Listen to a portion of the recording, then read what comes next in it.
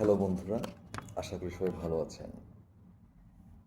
পরিবর্তন আমরা সবসময় হতে বলি বা আমরা পরিবর্তনকে পছন্দ করতে চাই, কিন্তু আমার অবজারভেশন এবং আমার কাছে মনে হয় পরিবর্তিত অবস্থা আমরা কেউ পছন্দ করি না। তো যাই হোক, আপনি দেশকে ভালোবাসেন, আমি দেশকে ভালোবাসি, আমরা দেশকে ভালোবাসি, অর্থাৎ আমরা চাই দেশের ভালো হোক।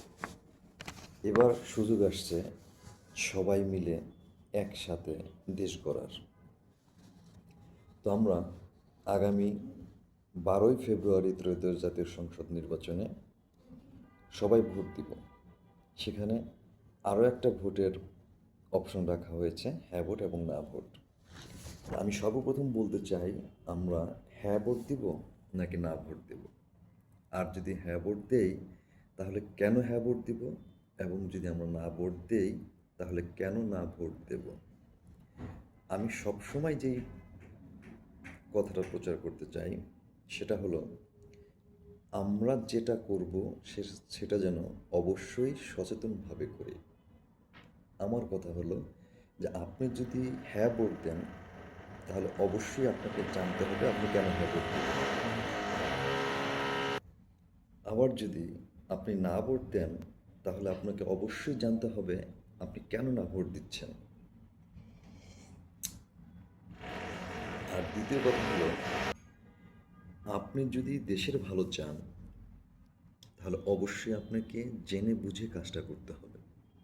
আমি যেটা বোঝাতে চাই বা বলতে চাই সব সময়, যে আপনি যাই করবেন আপনি আপনার মন মতো করবেন না।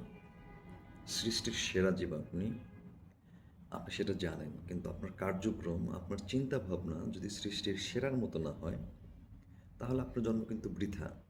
অতএব আপনি হ্যাঁ বলবেন কি না বলবেন, অন্যের প্ররোচনায় পড়ে আপনি হ্যাঁ অথবা না বলবেন না। আপনার নিজের চিন্তা, চেতনা, বিচার, বুদ্ধি দিয়ে বিবেচনা করে আপনাকে সিদ্ধান্ত নিতে হবে, what should you do or not. অতএব আপনারা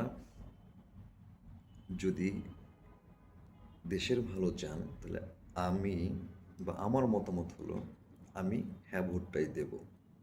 কেননা আমি এতদিন এটা নিয়ে অনেক স্টাডি করেছি, এবং স্টাডি করে আমার এই ক্ষুদ্র জ্ঞানে যতটুকু মনে হয়েছে, আমার কাছে মনে হয়েছে আমার জন্য হ্যাঁ ভোটটা দেওয়াই উচিত।